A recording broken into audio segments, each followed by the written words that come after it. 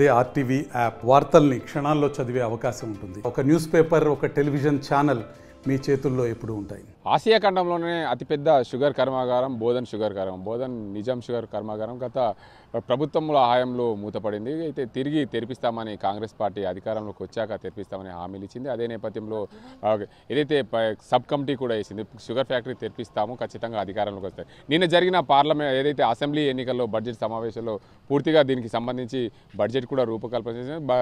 Deputy CM బట్టి విక్రమార్క కూడా త్వరలోనే నిజాం షుగర్ ఫ్యాక్టరీ బోధన్కి సంబంధించి తెరిపిస్తామని చెప్పి నిజామాబాద్ జిల్లా ప్రజలకైతే టీవీ కబురు చెప్పారు. దీనికి అందరికీ సంబంధించి కార్మికులు ఉన్నారు, అసలు ఏమనుకుంటున్నారు, ఈ షుగర్ ఫ్యాక్టరీ తెరిపిస్తే బాగుంటుందా లేకపోతే ఎలా ఉంటుంది, కమిటీ హామీ ఇచ్చిన నేపథ్యం చెప్పండి. కమిటీ వచ్చి ఇక్కడ హామీ ఇవ్వడం జరిగింది. ఆ కమిటీ ప్రకారమే మేము దానికి స్పందించాము, హర్షం వ్యక్తం చేశాము. అదేవిధంగా మరి ఇప్పుడు ముందున్న సమస్యలు చాలా ఉన్నాయి. మరి జాయింట్ వెంచర్ ముందు రద్దు చేయాలి.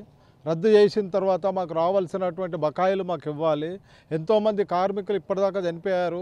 మా కార్మికులం 9 సంవత్సరాల నుండి మేము పొట్ట చేత పట్టుకొని తిరుగుతున్నాము. ఎక్కడ కూడా మాకు ఉపాధి లేదు, మా వయసులు అయిపోతున్నాయి. కానీ మాకు మాత్రం న్యాయం జరగడం లేదు. ఈ 9 సంవత్సరాల నుండి మోచేతికి బెల్లం పెట్టి తిప్పుతున్నారు, కానీ ఎవరు కూడా మాకు సాయం చేయలేరు.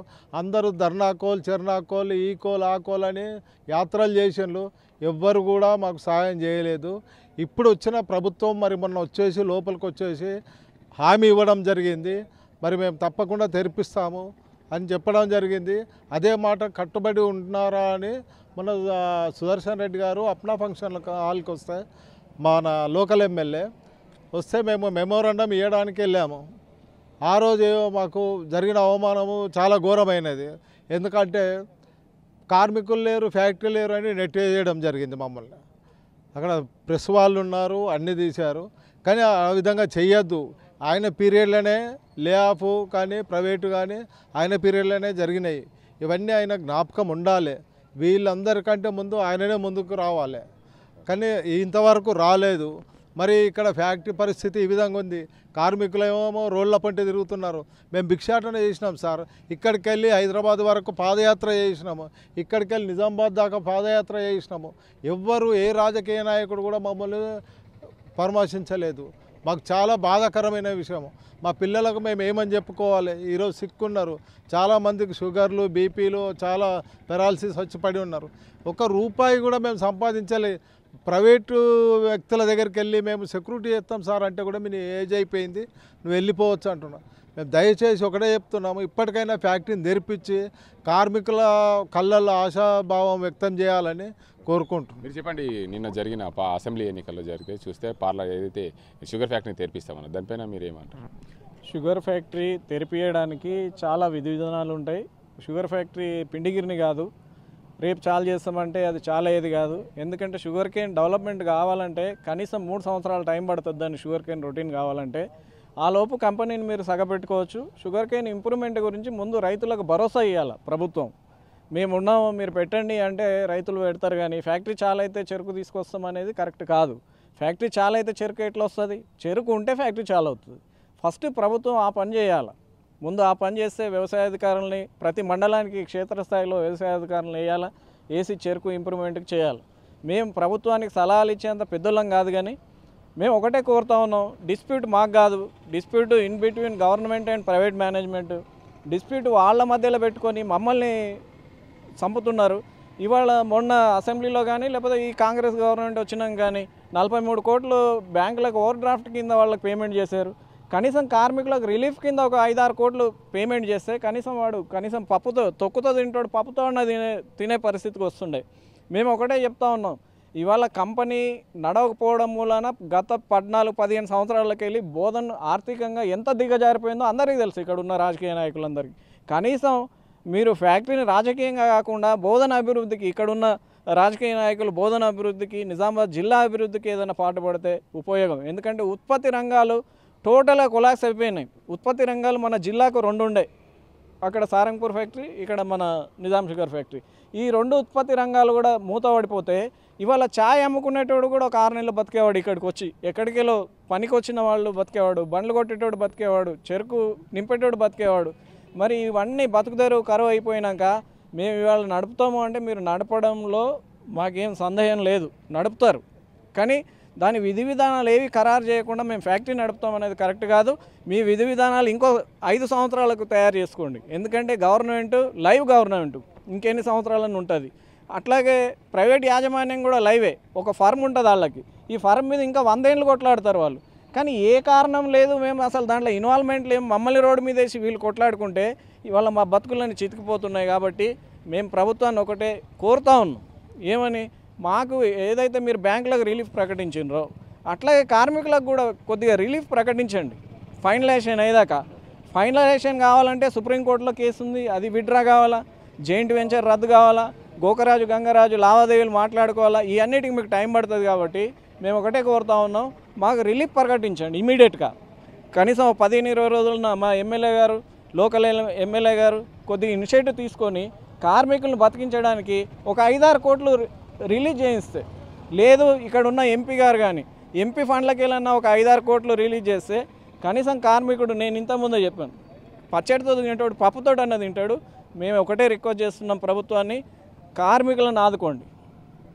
మొత్తానికి అయితే రైతాంగం ఏమంటున్నారు, పూర్తి స్థాయిలో చెరుకు ఫ్యాక్టరీ ఓపెన్ చేస్తామన్న నేపథ్యంలో రైతులు చెరుకు పెట్టేందుకు సిద్ధంగా ఉన్నారా లేదా అనే అంశాన్ని చెప్పండి. రైతులు అసలు ఏమనుకున్నారు, చెరుకు ఫ్యాక్టరీ తెరిపిస్తే రైతులు షుగర్ కేన్ పెట్టేందుకు సిద్ధంగా ఉన్నారా, అసలు ఎలా ఉంటుంది పరిస్థితి? రైతులు ఎంతో కాలం నుంచి ఎదురు చూస్తున్నారు. ఎందుకంటే ఫ్యాక్టరీ ఎప్పుడైతే మూతపడ్డదో దాని మూలంగా రైతులకు ఏమైపోయిందంటే, ఈ ప్రాంతంలో 2 పంటలు పండించేవాళ్ళం, షుగర్ కేన్ మరియు వరి. ఇప్పుడు ఏమైపోయిందంటే షుగర్ కేన్ ఫ్యాక్టరీ మూతపడడం మూలంగా ఒకే వరి పంట మీదనే ఆధారపడడం జరుగుతుంది. దీంతో పంట మార్పులు లేక దిగుబడులు కూడా తగ్గుతూ ఉన్నాయి. కాబట్టి ప్రతి రైతు కోరుకుంటా ఉన్నారు, షుగర్ ఫ్యాక్టరీ వెంటనే స్టార్ట్ కావాలా.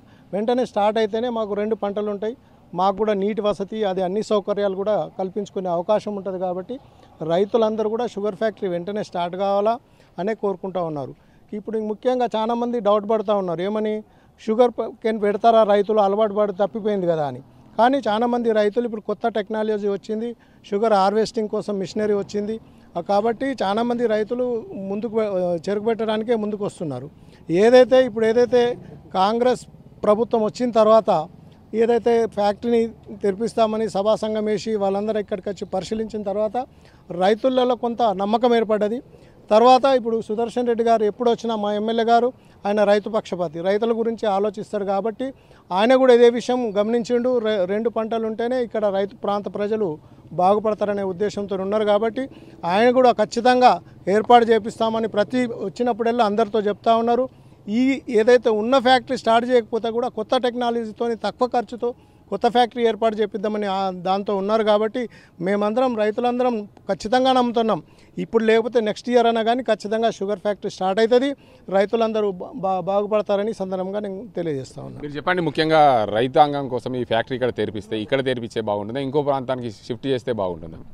ఈ కాంగ్రెస్ గవర్నమెంట్ వచ్చిన తర్వాత అసలు ఫ్యాక్టరీ స్టార్ట్ చేస్తారా లేదా అని కొంతమందికి అనుమానం ఉంది, కానీ మెజారిటీ పర్సన్కి నమ్మకం ఉంది. ఎందుకంటే ఇంతకుముందు గతంలో గవర్నమెంట్ 10 సంవత్సరం గవర్నమెంట్ ఫామ్ చేసినారు కానీ వాళ్ళు చెప్పిండు 100 రోజుల్లో ఫ్యాక్టరీ స్టార్ట్ చేస్తామన్నారు, కానీ ఒక 10 రూపాయలు కూడా పెట్టలే ఈ ఫ్యాక్టరీకి. ఇప్పుడు ఈ కాంగ్రెస్ గవర్నమెంట్ స్టార్ట్ చేస్తామని ఇక ప్రాసెస్ స్టార్ట్ చేసిండ్రు. 42 కోట్లు కట్టిందంటే లోన్ ఒట్టి మాట కాదు కదా, చేసేది లేకపోతే ఎందుకు కడతారు? 42 కోట్లు, అది ఒకటి. అదిగాక ఈ బడ్జెట్లో దాదాపు 100 కోట్లు దీనికోసానికి పెట్టిండ్రు బడ్జెట్లో. మరి చేసేది లేకపోతే ఎందుకు పెడతారండి? అది ఒకటి. రెండోది, ఇప్పుడు రైతులు కూడా చాలా నమ్మకం ఉంది, అవసరం కూడా ఉంది మనకు. నేను కూడా ఒక రైతే. రైతులకు ఎంత అవసరం అంటే, ఇప్పుడు గంగాశంకర్ సాబ్ చెప్పినట్టు పంట మార్పిడి చాలా అవసరం. వరి మన ఇక్కడ బోధన ఏరియా వాళ్ళకి వరి చెరుకు తప్ప వేరే పంటకు పోయేది అలవాటు లేదు. కాబట్టి ఇప్పుడు వరి వేసి మేము కొద్దిగా బాగా సఫర్ అవుతున్నాం. చెరుకు ఉంటే ఫ్యాక్టరీ స్టార్ట్ చేస్తే చెరుకు ఉంటే మనకు రైతులకు చాలా లాభం ఉంటుంది. రైతులు చాలా హ్యాపీగా ఉన్నారు, రైతులకు నమ్మకం కూడా ఉంది. అది దానికోసానికి ఇప్పుడు ఏం చేయాలంటే, ఇప్పుడు ఇది ఫ్యాక్టరీ ప్రాసెస్ స్టార్ట్ చేశారు కదా, ఇది చేస్తూ రైతులు కూడా పిలిచి మన మండల్స్ వెళ్ళి రైతులు మీటింగ్ చేసి వాళ్ళకి పిలిపించి వాళ్ళకి ఎట్లా చేస్తే బాగుంటుంది, వాళ్ళకి చెరుకు పెట్టాలంటే వాళ్ళు మళ్ళీ ఇది గవర్నమెంట్ ఏం చేయాలా, వాళ్ళు ఏం చేస్తే బాగుంటుందని వాళ్ళకి కొద్దిగా చేస్తే వాళ్ళకి మేము చెరుకు సప్లై చేస్తాం, వాళ్ళకి సీడ్ సప్లై చేస్తాం కదా అంటే వాళ్ళు రెడీ ఉన్నారు రైతులు ఇప్పుడు చెరుకు వేయటానికి. అది నేను అది చెప్తున్నాను. నమస్తే. మొత్తంగా చూడొచ్చు, ఏదైతే తెలంగాణలో ఏర్పడ్డ కాంగ్రెస్ ప్రభుత్వం పూర్తి స్థాయిలో ఫ్యాక్టరీ ఓపెన్ చేసేందుకు సిద్ధంగా ఉన్న నేపథ్యంలో పూర్తి స్థాయిలో రైతాంగాన్ని మోటివేట్ చేయాలి. రైతాంగాన్ని మోటివేట్ చేసి రైతులు చెరుకు పంట వేసేందుకు వారిని మోటివేట్ చేసి సిద్ధం చేస్తేనే చెరుకు ఫ్యాక్టరీ ఓపెన్ చేసేందుకు, ఓపెన్ అయినప్పుడు కూడా చెరుకు రావడానికి బాగుంటుంది. మరోవైపు కార్మికులకు ఏదైతే గత కొంతకాలంగా కష్టాలు ఉన్న కార్మికులకు సుమారు 5 కోట్ల వరకన్నా వారికి డబ్బులు ఇస్తే లాభం ఉంటుండే, వారు పచ్చడి తినేవారన్నా పప్పు తినే అవకాశం ఉంటుందని చెప్పి కార్మికులు చెప్తున్న పరిస్థితి. ఏదేమైనప్పటికీ తెలంగాణలో ఏర్పడ్డ కాంగ్రెస్ పార్టీ నిజామాబాద్ జిల్లా ప్రజలకు తీపి కబురు చెప్పింది. దీన్ని ఇలానే కొనసాగించి త్వరలోనే షుగర్ ఫ్యాక్టరీని తెరిపిస్తే ఈ ప్రాంత ప్రజలందరూ కూడా ఆర్థికంగా నిలదొక్కుంటారని చెప్పి చెప్తున్నారు. ఇది ఇక్కడ పరిస్థితి. కెమెరా పర్సన్ అజీంతో గంగారెడ్డి, RTV నిజామాబాద్. మరిన్ని వీడియోస్ కోసం ఛానల్ ని సబ్స్క్రైబ్ చేయండి, లేటెస్ట్ అప్డేట్స్ కోసం వాట్సాప్ ఛానల్ ని ఫాలో చేయండి అండ్ లింక్ డిస్క్రిప్షన్ లో ఉంది.